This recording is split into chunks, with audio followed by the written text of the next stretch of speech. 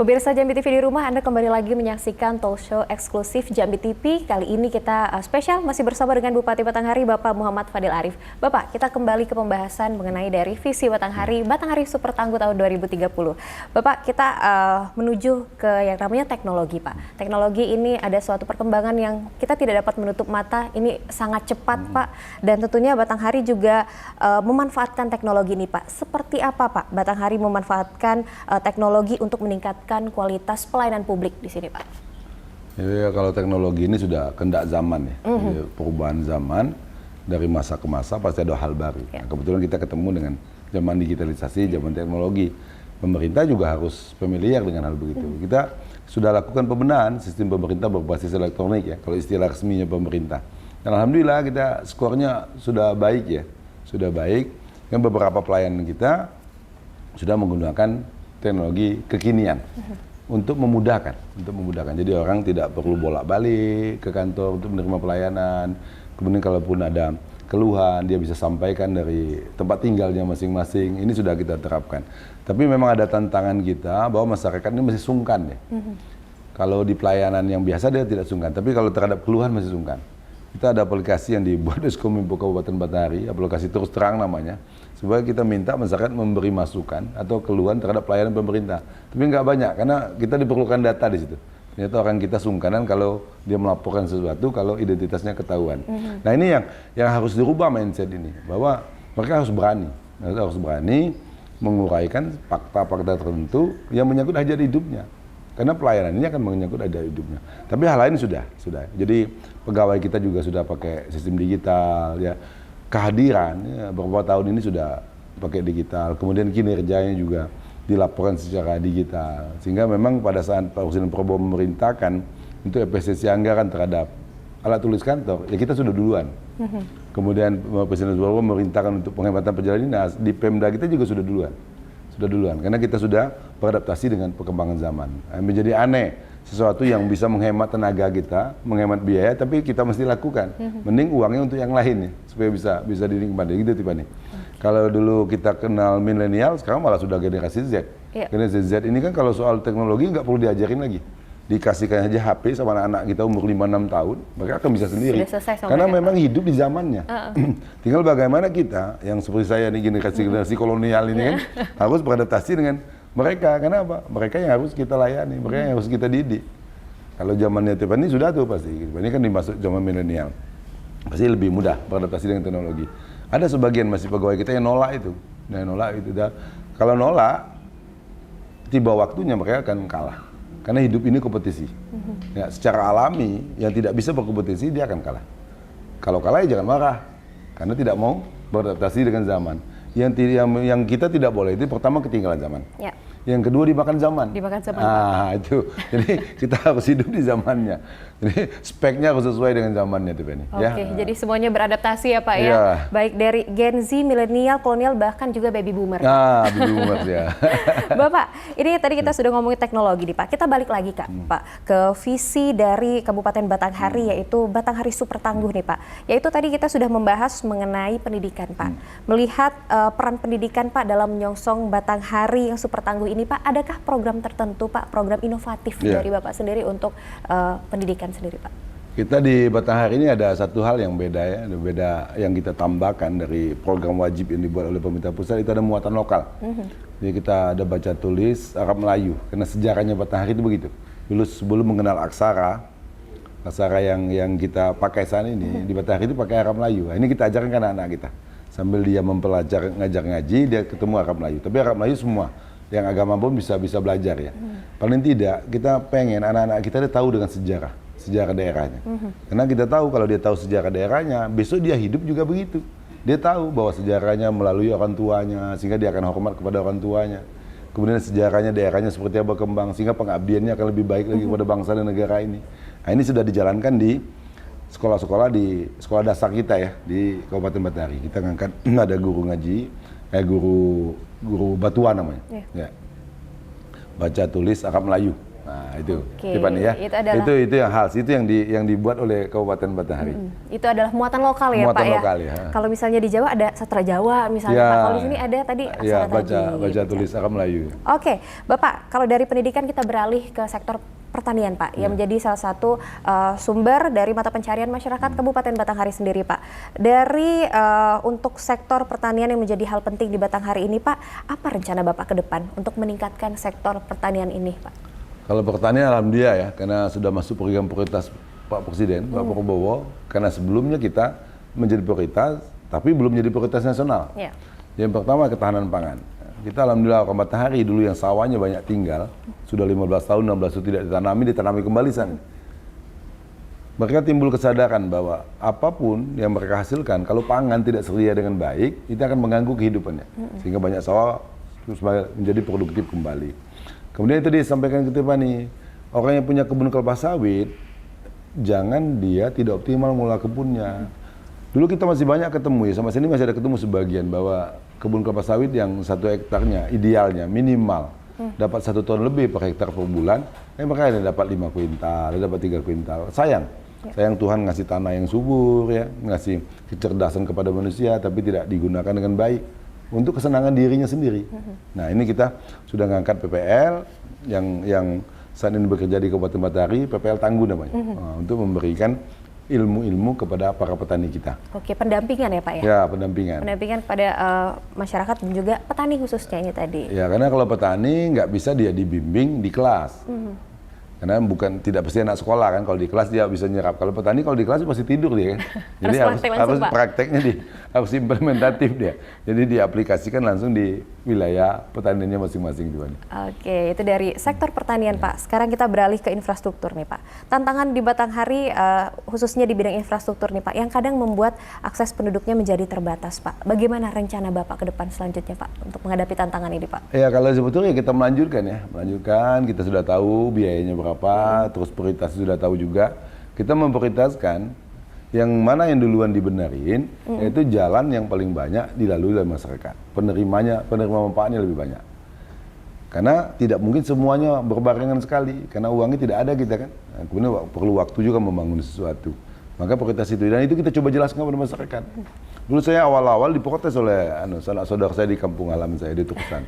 Karena awal membangun malah bukan di desanya. Nah, mereka menganggap dengan kemenangan besar pada saat pilkada ya putra daerahnya harus membangun di desanya. Saya bilang kalau pemimpin itu harus adil. Dalam artian adil itu kita membuat indikator. Kalau indikatornya penerima manfaat, harus patuh kita dengan itu. Jadi kalau penerima ternyata di desa lain yang harus duluan dibangun, ya desa lain duluan. Karena kalau kita tidak berlaku adil, bahaya kita nanti. Itu tuh Bani. Oke, jadi tantangannya memberikan pengertian kepada masyarakat lagi ya Pak. Sama seperti tadi ada yang mau menghibahkan tanahnya tapi tidak tahu bagaimana regulasinya. Karena kalau orang desa itu mikirnya pengen desanya saja. Karena dia tidak melihat skala Batanghari. Dulu saya waktu kerja di kelurahan juga begitu.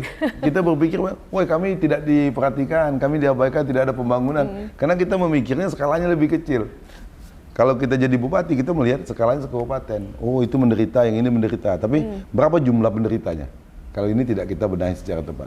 Kalau yang ini 1000, yang ini 200, ya 1000 harus duluan. Nah itu tuh Bani. Nah, tapi ini kan perlu komunikasi nih kepada masyarakat.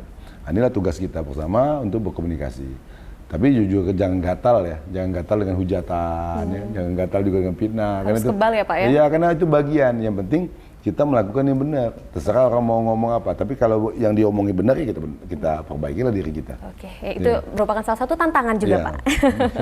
Bapak, kita membahas tentang isu kemiskinan nih Pak di beberapa daerah Pak. Mungkin tidak di Batanghari, tapi saya juga ingin bertanya Pak, ada program khusus tidak Pak dari Bapak untuk menurunkan angka kemiskinan khususnya di Batanghari sendiri Pak? Yang pertama, bagaimana validasi datanya baik ya, sehingga nanti intervensi menjadi tepat. Jangan sampai kita menangani kemiskinan, tapi yang intervensi bukan orang miskin. Itu pasti tidak tepat. Tapi di Batanghari alhamdulillah ya, teman-teman ya dari jajaran sosial juga kepala desa itu bermusyawarah untuk menentukan data kemiskinannya lebih fair lah, sehingga kemiskinan Batanghari terus turun ya. Bahkan kemiskinan ekstrimnya sudah di bawah 1% kita saat ini. Kalau kemiskinan secara umum dari sebelumnya 10% lebih menjadi 8% lebih sedikit ya. Dan ini harus kita turunkan lagi. Maka kita menargetkan di 2030 paling tidak di angka 4% lah dia. Atau memang bisa lepas kita. bisa lepas. Karena semua program menyangkut orang miskin harus dikeroyok dia. Kalau dia dapat BPJS kesehatan, dia harus juga dapat sentuhan lain, beasiswa anaknya, ya kan? Kemudian dapat bantuan PKH, kemudian dapat BPNT, semua harus diberikan. Kemudian juga kita kenal nih profesinya apa, misalnya petani, ya dinas pertanian harus masuk juga, supaya kalau dia sawahnya jadi produktif. Kemudian kalau dia di kebun, bagaimana kebunnya menjadi lebih baik, atau dia jadi buruh tani, bagaimana kerjanya lebih giat lagi. Jadi kita menginginkan orang-orang miskin ini yang kebetulan dikasih tantangan lebih oleh Tuhan supaya lepas dari kemiskinan, bukan menjadi ketergantungan dia. Nah, maka di samping kita berikan bantuan begitu, harus juga bantuan yang bisa melepaskannya dari garis kemiskinan. Oke, kolaborasi ya Pak ya antara semua instansi. Iya. Bapak, ini kita ngomongin soal pariwisata lagi Pak. Kalau tadi kita sudah membahas infrastruktur, pendidikan dan juga SDM dari masyarakat Kabupaten Batanghari, kita beralih ke pariwisata Pak. Ini pariwisata di Batanghari ini kalau saya lihat sebagai masyarakat awam sendiri, ini sudah cukup banyak perkembangannya Pak. Salah satunya adalah yang menjadi pilar pembangunan ini pariwisata Pak. Langkah-langkah Bapak untuk pembangunan sektor pariwisata di Batanghari ini selanjutnya ada apa saja sih Pak? Kita tahu ya Batanghari ini untuk alam tidaklah begitu indah, nah, tapi jelek-jelek juga enggak. Kita memanfaatkan kondisi geografis Kabupaten Batanghari yang berada sedikit di tengah ya, di tengah Provinsi Jambi. Kita tahu Batanghari menjadi lintasan dan pasti orang pengen rehat ya, mampir. Kemudian orang Batanghari sendiri selama ini kalau mau refreshing itu ke tempat lain, pada umumnya ke kota Jambi. Ya. Kita bangunlah wahana-wahana seperti Taman Tapa Palenggang, alun-alun, terus dilengkapi dengan warna-warna lain yang paling tidak bisa mengobati orang untuk healing lah, healing sebentar. Dan dulu kan di Batanghari ini Tiffany, kalau sudah malam gelap Pak ya? Ya, kuburan. Sabtu Minggu lebih parah lagi. Pada saat orang libur itu lebih parah lagi. Kalau sekarang kalau tiap ini main Sabtu, apalagi malam Minggu, ini sekitar rumah dinas ini sudah sangat ramai. Ya lalu kita juga sangat ramai. Tapi ini harus kita lengkapi terus. Ini tahun ini berlanjut, kita lengkapi pedestriannya. Kita orang Batanghari alhamdulillah teman ya. Kita ajak olahraga dalam rangka membatas narkoba dan judi online tadi. Mau dia berolahraga. Sehingga begitu banyak aktivitas olahraga yang ada di Kota Moulin dimanfaatkan oleh masyarakat. Kita salah satu turismenya untuk pariwisata, kita menjadi pusat olahraga di Provinsi Jambi ini ya. Oke, kemarin ada Batanghari Run ya Pak ya? Ya, beneran, kita juga ada event-event olahraga yang lain ya. Nah, jadi orang Batanghari ternyata cukup ramah kepada orang yang datang, sehingga orang datang akan lebih nyaman. Jadi ada budaya orang Batanghari itu yang budaya inklusifnya, dia akan menerima siapa saja. Makanya di Batanghari ini jarang orang cerita-cerita suku segala macam ya, karena memang dia sudah merasa bahwa hidupnya heterogen dan semua saling membutuhkan. Semuanya Batanghari ya Pak ya. Bapak, ini kalau kita lihat nih Pak, di periode pertama nih Pak, Bapak adalah kepala daerah, salah satu kepala daerah yang muda Pak, daripada kepala daerah lainnya. Kemudian ini di periode kedua pada kontestasi pemilihan kepala daerah kemarin, itu ternyata banyak sekali Pak, juga anak-anak muda yang ikut serta dalam kontestasi pemilihan ini Pak. Bagaimana sih Pak, Bapak melihat peran anak muda dan juga generasi milenial untuk mewujudkan Batanghari Super Tangguh 2030 Pak? Kalau muda enggak lah, saya itu sosok muda saja. Energik ya Pak ya, tapi Pak ya? Kalau makan banyak yang lebih muda, tapi bawaannya saja, bawaan sosok muda jadi muda. Dan memang saya lebih gampang ya bergaul dengan anak muda. Karena kita sadar kalau ngomong sama anak muda, kita masuk ke dunia mereka. Sehingga di setiap pilkada, begitu banyak anak muda yang terlibat. Kita senang anak muda melek politik, tidak mesti dia menjadi praktisi politik, tapi dia harus sadar bahwa mereka punya hak politik. Karena keputusan politik itu akan mempengaruhi hasil hidup ke depannya. Jangan mereka berpikir tidak mau datang ke TPS, terus masa bodoh, itu kan bahaya. Karena pemimpin itu punya kebijakan akan mempengaruhi generasi-generasi yang ada di setiap wilayah di Indonesia ini. Dan kita tahu porsinya besar kan? Dari generasi milenial sampai ke generasi Z, itu kan di atas 50%. Dari jumlah mata pilih di Kabupaten Batanghari. Kalau mereka tidak ikut bersuara, tidak menentukan kebijakan, tidak ikut berpolitik, akan membahayakan generasinya. Dan ternyata ini disambut positif oleh anak-anak tersebut ya, kawan-kawan tersebut. Karena yang akan hidup ngurus kita besok tuanya Tiffany ya generasi sekarang. Kalau generasi sekarang ini jelek, kita tuanya akan menderita. Karena dan besok kan terbalik nih posisinya. Kalau sekarang kan angkatan mudanya besar, angkatan tuanya kecil. Besok angkatan tuanya lebih besar, angkatan mudanya lebih kecil. Karena Tuhan membuatnya begitu, circle-nya begitu. Kayak Jepang saat ini kan. Dulu begitu banyak angkatan mudanya, sekarang yang muda sedikit, tapi yang ngurus orang tua yang lebih banyak. Jadi alhamdulillah anak-anak Bathari mau untuk ikut serta, mau untuk terlibat, karena ini menentukan masa depan mereka. Oke, dari anak muda milenial Bapak, kita beralih ini Pak, Tiffany mau kembali ke soal pemerintahan Pak, sisi pemerintahan. Ada tidak Pak inovasi dan reformasi administrasi publik yang Bapak lakukan? Tentunya ini sebagai hal untuk guna mempercepat pelayanan masyarakat Pak. Apa saja Pak? Yang pertama ya pasti ya, kita menggunakan teknologi pasti. Itu sebenarnya bukan inovasi, sudah tuntutan zaman. Sudah tuntutan zaman ya, Pak ya, keharusan. Ya, maka saya sampaikan ke Kepala Dinas, kalau kamu berpikir kita buat lomba inovasi kami, aplikasi itu bukan inovasi. Itu cuma salah satu alat untuk memudahkan pekerjaan. Inovasinya bagaimana pekerjaannya lebih baik lagi. Jadi kita yang namanya tangguh-tangguh itu, yang kita coba melakukan inovasi yang di luar kebiasaan. Kita ada dokter tangguh, ya, ada guru batua tangguh tadi, ada PPL tangguh, ada motivator tangguh. Ini kita coba motivasi untuk mengisi ruang-ruang kosong pelayanan yang selama ini terjadi di Kabupaten Bathari. Nah, tadi saya contohkan dokter tangguh. Orang bilang apa sih fungsi dokter tangguh? Untuk menjemput orang yang memang susah ke paskes. Dokter yang ada apakah tidak baik-baik, tapi dia nunggu di paskes. Nah ini keliling untuk memberi pelayanan kepada masyarakat.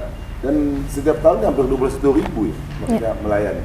Coba nih bayangkan orang yang sudah stroke itu kan tidak susah, apalagi kalau keluarganya tidak punya kendaraan sendiri. Mobilitasnya terganggu ya Pak ya? Susah dia untuk cek kesehatan segala macam. Kita menginginkan kalaupun tidak bisa sembuh total, paling tidak penderitaannya berkurang, ya, rasa sakitnya berkurang. Sehingga kita buat program dokter tangguh dari PPL tangguh juga begitu. Apakah PPL yang ada di jelek? Tidak jelek, tapi PPL tangguh kita harapkan kerjanya lebih kuat lagi, lebih dekat lagi ke masyarakat. Lebih tangguh lagi ya Pak ya. Sesuai dengan tagline-nya, sesuai dengan visi Batanghari tentunya. Bapak, ini seru sekali materi kita dan juga topik kita pada segmen kedua Pak, tapi kita break dulu sejenak. Pemirsa Jambi TV, kita akan kembali lagi nantinya di segmen ketiga atau segmen terakhir, masih dalam talk show eksklusif Jambi TV bersama Bupati Batanghari.